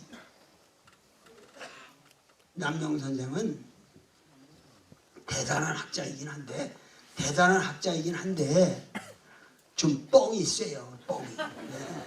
네. 이게 진주 사람 그쪽이지만 하여튼 좀 뻥이 세다고. 이 조남명 선생은 대단한 분이에요. 근데 이 구암 선생은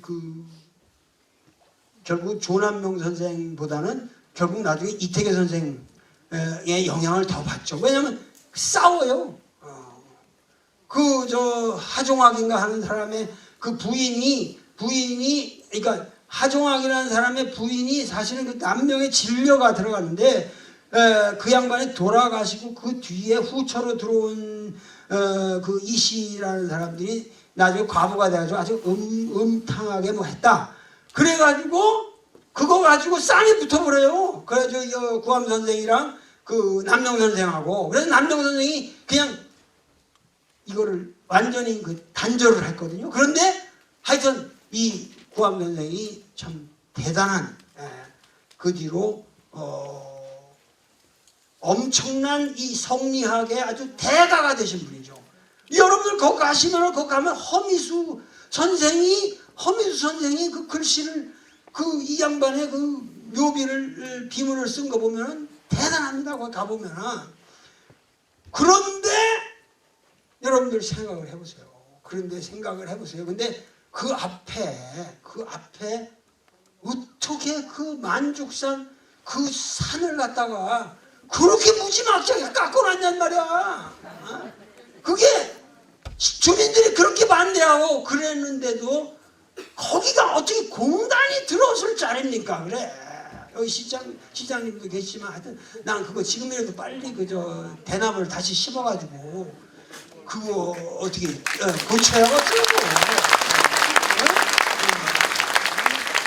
아니 그게 반드시 그 자리를 다 뭉개서 그것을 우리가 그게 유일하게 살 길이라면 양보를 해야죠. 뭐래도. 그런데 거기 가서 그게 여러분 상식적으로 가보세요. 거기 어떻게 그게 공단이 들어설 자리냐고. 물도 없고 아무것도 없는데 이놈들이 순전히 이 농간 이거 투자한다는 새끼들이 사기꾼들이 붙어가지고 거기다 무슨 특별법을 피하느라고 그 지랄 해가지고 그냥 바에 쳐놓고 나면은 그거 그래 도산했다며 지금. 근데 거기 사보면 가슴에서 피가 쏟아져요. 가슴에서 그거 보니까 내가 피가 쏟아져요. 내가 그래가지고 이 구암 선생이 거기다가 정사를 만드시고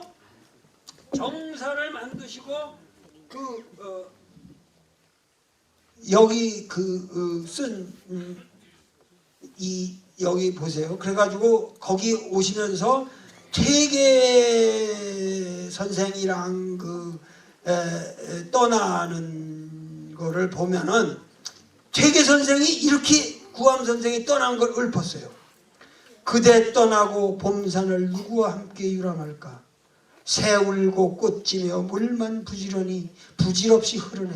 지금 이 시냇가에서 송별하나니 다른 날 서로 그리워지면 이 물가로 오시게나 하고 이태계 선생이 이 양반한테 그러고 이태계가 세상을 떠나기 전에 한 해 전에 선조 2년에 구암 선생이 여기 사천 아까 그 동네에다가 정관대와 구암 정사를 짓고 퇴계 선생을 초청했는데 퇴계 선생이 오신다고 돌아가시기 1년 전이요. 그때가 1년 전에 일로 오셔가지고 그거를 갖다가 정관대를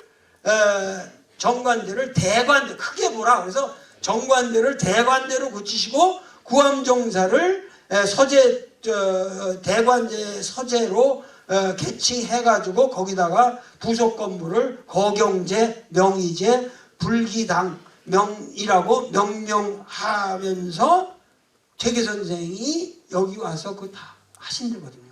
그러고 나서 그 다음 해에 돌아가세요. 그러니까 대기 선생이 돌아가시기 전에 구암 선생이 초청했다고 여기까지 오셨으니까 그때 그 말이 그렇지 거기서 저 안동 지역에서 여기까지 온다는 게 보통 성의가 아닙니다. 그러면서 여기 쓰신 시를 보면은 남쪽 그러고 나서 나중에 쓰신 거 남쪽 고향을 바라보니 돌아가고 싶은 생각한절하다. 국외에서는 어느 날 한가하게 놀아볼 거나 어찌하면 노년을 잘 마칠 곳 다시금 꾸려볼까. 고향집 노란 국화 지금쯤 곱기도 하련만 술잔에 띄워 마실 수 없는 처지를 슬퍼하노라. 뭐 이러면서 하여튼 이 구암 선생에 대한 얘기들이 많은데 하여튼 뭐냐면은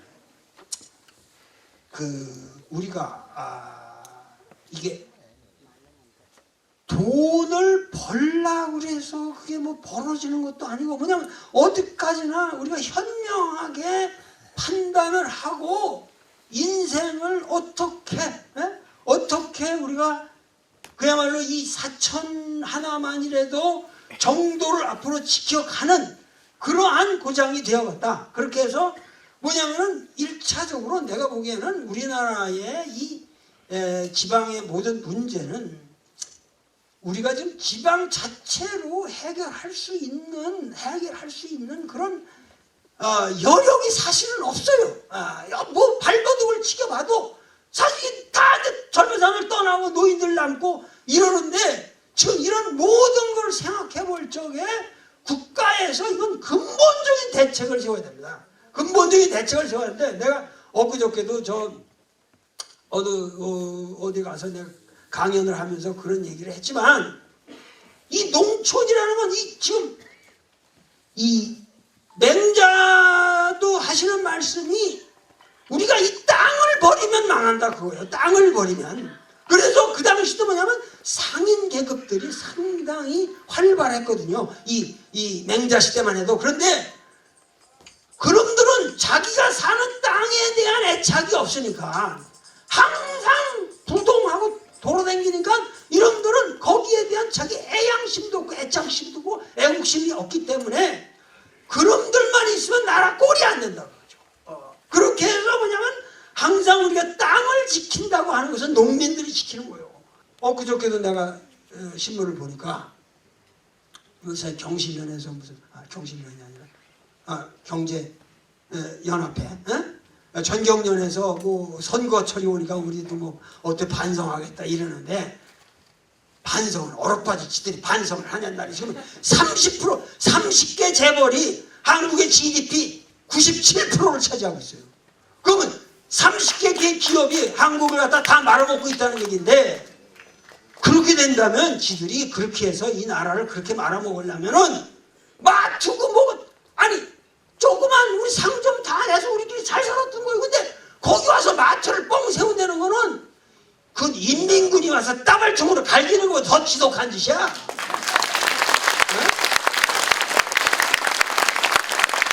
그러면 마트로 해서 돈을 벌면 거기서 한 70% 80% 우리가 받아야 돼 더. 걔들이 버는 거는. 그리고 국가가 앞으로 하려면 그런 짓을. 그러니까 뭐냐면은 사실은 우리나라 농촌에서 농사를 짓는다 그러면 나는 땅에서 농사를 짓는 것만으로도 이게 국가 공무원 대접을 해야 된다. 그러니까 농업 공무원 뭐 이런 뭐 농사 공무원인지 하여튼 뭔지 그래가지고 이걸 국가에서 30개 기업이 아니 무슨 세금 뭐 한다 무슨 시설 투자한다면 몇천억이라는 거 지금 깽값도 안 해 지금 우리나라 대기업들이. 그러면 지들이 1,000억씩만 30개 기업이 내면은 그것만 가지고 한 10년 한국 농촌을 조직적으로 어떻게 개선할 건가 연구를 해서 그걸 갖다가 농촌을 어떻게 만들 것인가 이 국토를 어떻게 방해할 것인가 해가지고 여기 농민들을 전부 공무원으로 대접해서 뭔가 월급을 주든지 그냥 농사 짓기만 하면 뭐 줘야 된다고 얘기해요.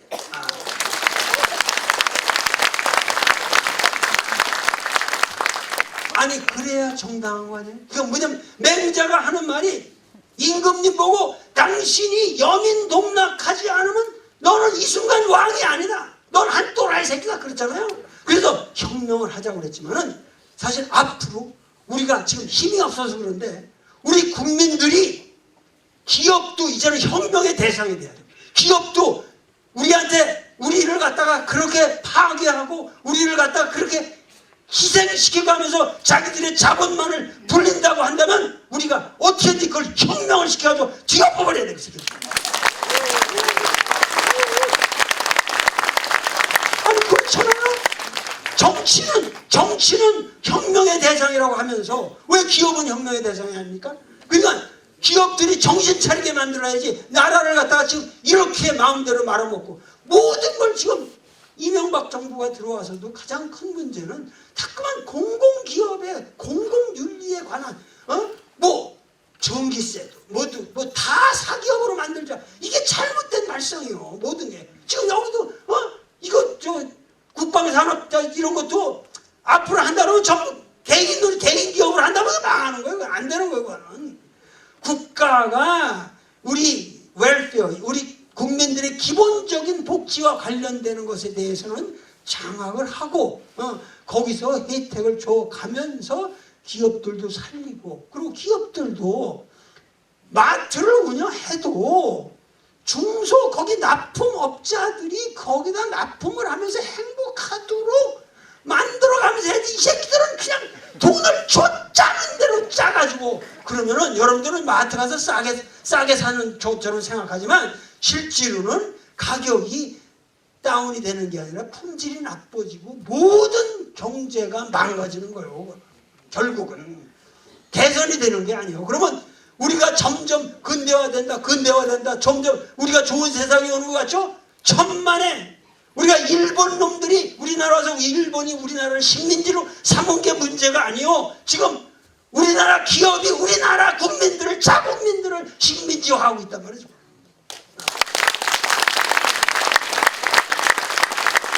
우리가 깨어나야 됩니다. 우리가 깨어나야지. 자국민들을 그렇게 희생해서 자기들의 돈만 벌리고. 카네기 같은 사람, 미국 카네기 록펠러 아시죠? 카네기 같은 사람은 US 스틸 같은 그 방대한 카네기 스틸 같은 거 가지고 세계 최고의 부자가 되고 그 사람이 19세기 말기에 미국이 그 카네기 강철왕 때문에 세계를 리드하는 그런 철왕국이 됐고 그래서 미국이 군사력이 세계를 이렇게 능가하게 되는 걸 만든 사람인데 그렇게 돈을 벌고 나서도 뭐냐면은 내가 돈을 번 건 나는 옛날에 신문 이거 하고 전보 텔레그램 보이라 그래서 전보를 갖다 있는데 뜨뜨뜨 그걸 가지고 그냥 띄워가지고 전보 전해주는 텔레그램 보였다 이거야. 내가 스코틀랜드 태어나서 미국 와가지고 피츠버그에서 그렇게 고생해가지고 내가 그렇게 했는데 그래가지고 오늘 이 세계 최고의 부자가 됐는데 이 돈을 내가 이 돈은 내게 아니다. 그래서 오직 이것은 내가 번 돈이 아니라 돈을 그 사람은 gospel of wealth라고 했어요. 왜냐면 예수님은 천당의 복음을 외쳤지만 이 사람은 돈이 복음이다. 나의 돈을 이 인류의 복음을 위해 써야 된다. 그래가지고 내가 번 돈은 이것은 나의 것이 아니라 인류의 것이다. 그래가지고 자기 카네기 스틸을 갖다가 US 스틸 JP 모르간이라는 사람한테 팔고 거기서 모든 걸 정리해가지고 나머지를 전 인류를 위하는 사업에 바쳤습니다. 근데 내가 어렸을 때 내가 미국 가서 키우지만 우리나라 애들이 그냥 뭐 우리 애들이 일 가지고 맨날 가서 도서관이 그렇게 아름답고 좋고 쾌적하고 퍼블릭 라이브러리 어마어마한 도서관 전부 카네기가 지은 건데 몇 개를 지었게 자그마치 카네기 혼자서 미국의 20세기 초기에 지은 퍼블릭 라이브러리가 방대한 겁니다. 석조 건물에 방대한 라이브러리가 3,000개가 넘습니다. 네? 한 사람이 지금 삼성은 카네기보다 돈이 더 많아요. 근데 하나가 있다면 하나나. 카네기가 3,000개 도서관 질 돈만 있으면 우리나라 농촌 문제 싹 해결돼요. 그러니까 이게 뭐냐면 우리가 지금 생각을 바꿔야 한다고. 우리가 진짜 여러분들은 당하기만 하고 사는 거야. 지금 어디 가나 서민들은 당하고 참아라 참아라. 뭐 어떻게든 뭐 어디서 하늘에서 무슨 복음이 내려와요. 교회 나가야 돈만 더 뜯기지. 그러니까는 뭐냐면은 우리가 이게 뭔가 우리 사회에 근본적인 개혁이 필요하다. 그런데 이런 것은 절대 FTA라든가 이런 사기로는 안 통해요. 이거는 우리가 점점 파멸됩니다. 점점 개발하고 저렇게 여러분 만죽산을 전부 뭉개버리고 FTA하고 뭐 하는 게 될 것 같지만 우리가 지금 해야 될 것은 가장 시급한 문제가 남북한이 통일돼야 됩니다.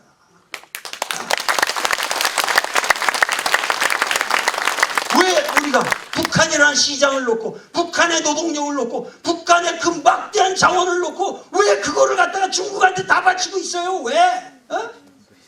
단순히 그 사람들이 빨갱이라고. 빨갱이는 니네 무슨 빨갱이고 파랭이고 하얘이고 어디 있어? 다 똑같은 새끼들이. 우리 민족이 같이 잘 살자. 그리고 우리 시장님은 좋은 사상을 가지고 계신 분이라고 들었어요. 그런 구애되지 않는 분이라고. 근데 우리가 뭐냐면 나는 딴 거 없어요. 빨갱이고 하얘이고 나 다 필요 없고 잘 살자요. 같이 잘 살자. 그러려면은 외국이 우리 민족을 깔보지 못하게 만들어야 된단 말이야. 외국 사람들이 우리나라를 깔보면 안 되죠. 그런데 여러분들 집안이라도 형제들끼리 얘들끼리 한 집안에서 싸워봐. 그 집을 갖고 농간하는 새끼들이 끼어들잖아. 우리나라 기업도 항상 지금 싸우잖아요. 삼성 가도 지금 무슨 패밀리 분규를 해서 싸우고 뭐 어디 안 싸우는 게 있어. 그러면 겉에서 얼마나 우습게 보냐면 마찬가지로 우리나라도 남북한 형제가 이렇게 싸우고 있으면 이게 몇십 년에 도대체 전쟁 6.25는 언제 끝났는데 지금 우리가 휴전이잖아요. 정전 휴전 전쟁 중이란 말이에요. 이거를 전쟁을 끝내야죠. 빨리 평화협정을 만들고 전쟁에서 우리가 벗어나야죠. 그럼 왜 우리가 미국인이 일본은 무비자로 다니는데 왜 북한은 무비자로 못 다닙니까? 그러니까 문제는 우리 민족의 문제를 근본적으로 풀어나가야만 우리가 미래가 있어요. 우리 사회가. 근데 그런 건 다 막아놓고 다 국민들 귀를 막고 뭐 해놓고 나서 우리가 이렇게 해놓고 나서 농민들은 농민들대로 이렇게 착취하고 사촌은 또 여기서 진주가 다 처먹겠다고 그러고 뭐 방위산업도 뭐 전부 그 국가 그런 것도 전부 민영화하겠다고 그러고 지랄하고 그러면 결국 하여튼 인천공항까지 다 말아쳐먹겠다는 거니까 이게 말이 되냐 이 말이야. 인천공항도 멀쩡하게 들어오는 왜 개인한테 팔아요? 왜? 그러니까 지금 나라를 다 팔아먹겠다는 거야 지금 이렇게 나가다가는. 그러니까는 기본을 우리가 지키자. 기본을 지키는데 우리가 이렇게 하려면은 그래서 제가 요새 여기 사천분들 진짜 대단하시네. 가지도 않고 이렇게 저 2층까지 그냥 열심히 들어주시는데 정말 감동스럽습니다.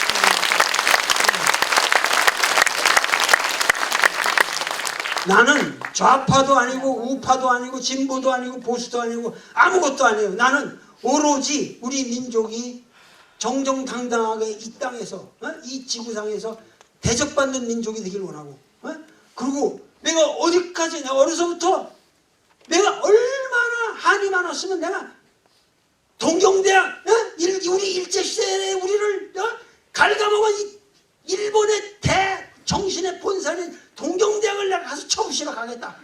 동경대학 갔죠. 중국 대학 갔죠. 그 다음에 미국 하버드대학까지 가서 그 고생을 왜 했겠어요? 왜 했겠어요? 그게 우리 민족이 뭔가 자립적으로 우리 스스로 살 길을 모색하기 위해서는 내가 세상에서 부럽지 않은 어떠한 내 정신적 기반을 내 스스로 만들어야겠다. 이렇게 하면 어리고 항상 그거 안 가보면은 내가 항상 그 컴플렉스에 쌓여가지고 이렇게 생겼으니까 그래가지고 평생을 그렇게 살아왔어요. 그런데 오늘까지도 뭐냐면 우리 민족이 너무도 어렸을 때 꿈을 가지고 내 여태를 살아왔지만 너무 개선이 없다는 거죠. 통탄스럽습니다. 우리 민족이 내가 어렸을 때 방공 하던 거 똑같이 하고 지금 우리가 방공 빨갱이 노릇하게 되냐? 우리 여기 근처에도 얼마든지 비참하게 빨치산 뭐 빨갱이한테 죽창으로 당한 사람도 있겠지만 보도연맹으로 그냥 이승만한테 억울하게 죽은 사람도 있고 지금 어떻게 우리 민족의 이 스스로 우리가 스스로 저지른 비극에 대해서 우리 모두가 책임이 있는 것이지 그걸 가지고 지금까지 싸우고 물고 뜯고 해가면서 그거 가지고 사람을 죽이고 살리고 해가지고 결국 외국놈들이 우리만 깔보게 만드느냐 이거예요. 여기서 우리가 정신 차리고 빨리 우리가 선진 문명이 되면은 미국한테도 우리가 큰 소리를 쳐야 됩니다. 왜? 미국이 우리한테 깔보지 못해요. 미국은 전 세계 전략에 있어 한국을 빼놓고는 상상도 못해요. 중국, 일본, 러시아가 다 걸려있는 이 지정학적인 한국을 미국은 절대 못 놉니다. 절대. 우리가 그들에게 군사기지를 제공하고 모든 우리 차가 얼마나 미국 사람들한테 몇 10년을 이렇게 고생하면서 정말 시녀 노릇해가면서 얼마나 잘했어 얼마나 잘했냐고. 그런데 이렇게 대접 못 받고 살 수가 있어요 내가? 우리 민족이? 그러니까 여기서 우리가 이제는 미국한테도 배짱을 튀겨야 한다 이 말이야. 배짱을 튀길 줄 알아야만 우리 민족이 살 길인 거예요. 왜냐면 배짱을 친구도 말이죠. 배짱을 튀기는 사람들은 존경해줘요. 비굴하게 알랑거리는 새끼들은 깔봐요. 우리는 그저 비굴하게 알랑거리는 것만 우리 민족의 미래라고 생각해요. 이것이 사천분들은 안 그런 것 같아요. 정말.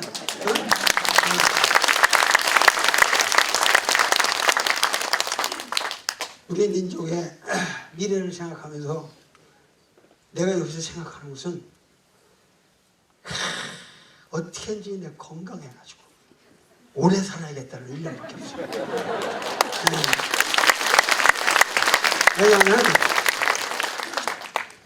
다 늙으면 죽으니까. 그래서 엊그저께도 목욕탕을 가는데 목욕탕 어느 노인이 와서 참 좋은 사람이에요. 근데 결국 얘기하다 보니까 그 빨갱이 새끼들 나쁜 새끼들인데 도월 선생님 같이 훌륭한 분이 그 전교조고 뭐고 나쁜 짓 하는 거 다 막아주셔야 되지 않겠습니까 하고 나한테 간청을 하더라고요. 그래서 그 사람들이 나를 자기들 편이라고 생각하는 게 고맙더라고. 그러니까 내가 고전을 하니까 누구한테든지 오해가 없는 거야. 난 좌빨이 될 수도 없고 아무것도 없는 거지. 그래서 그런데 내 생각에 그런 거 저런 거 생각하면은 결국은 우리 역사를 이렇게 때묻지 않은 이런 사람들한테 자랑스럽게 물려줘야 돼. 얘들은 아마 빨갱이 이런 거 생각 안 하고 살 겁니다.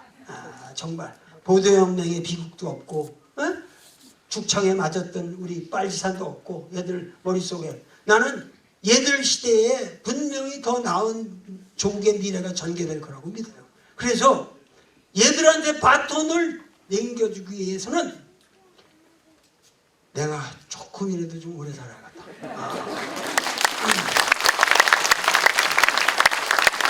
건강하게 내가 사는 이 모습을 여러분들한테 한번 보여드릴까? 여기 저 강달프가 계신데 나하고 한번 푸시업 한번 여기 시합을 한번 해보자. 보는 거 한번 올라오세요.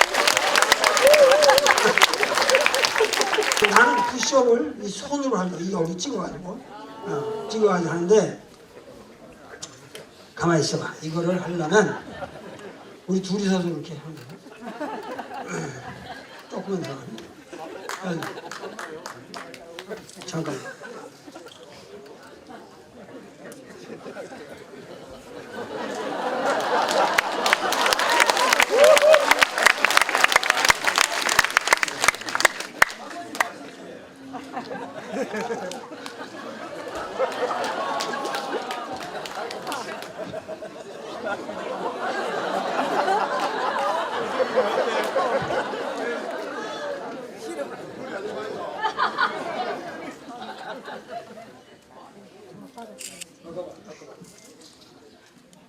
내가 이렇게 하면은 1, 2, 3, 4. 근데 하나, 둘, 셋, 넷. 내가 이게 무리하면 안 되니까 30번만 하겠습니다. 30번. 무리하면 안 되고 30번 하는데 이게 몸이 반듯하게 이렇게 정식으로 잘 내려가야 되는 한 번 해보세요. 한 번 해보세요. 한 번만 딱 한 번만.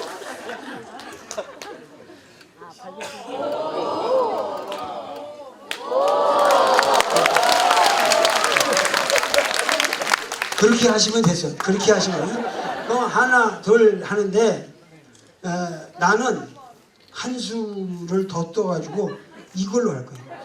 이건 진짜 어려워요. 자 봐. 근데 할 적에 보통 사람 궁둥이를 이렇게 드러내고 하면 엉터리거든. 몸이 딱 스트레이트로 이렇게 내려가야 돼. 이게 어려운 거예요. 100%. 자, 한 번만 더 시범 볼게요.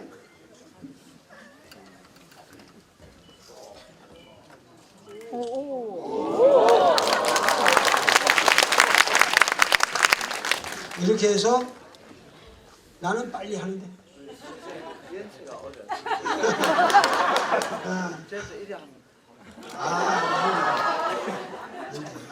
하여튼 우리 이제 같이 시작하면 됩니다.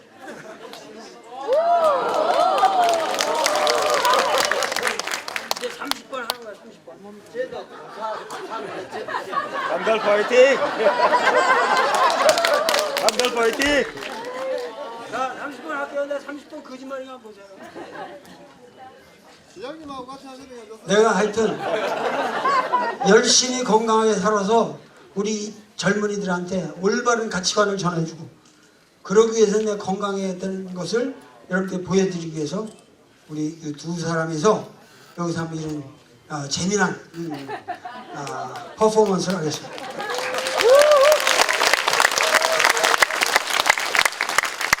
나한테 맞춰야 될 거야. 여기서 하나, 둘, 셋, 30번까지. 자.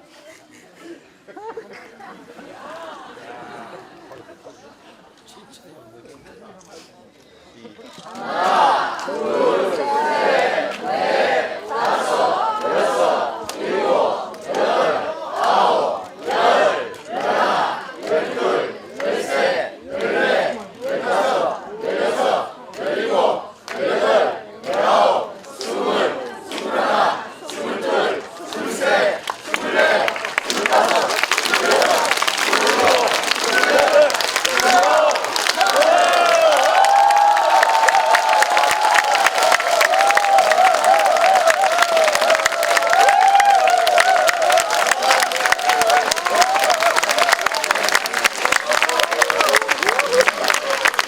야, 대단한 체력입니다.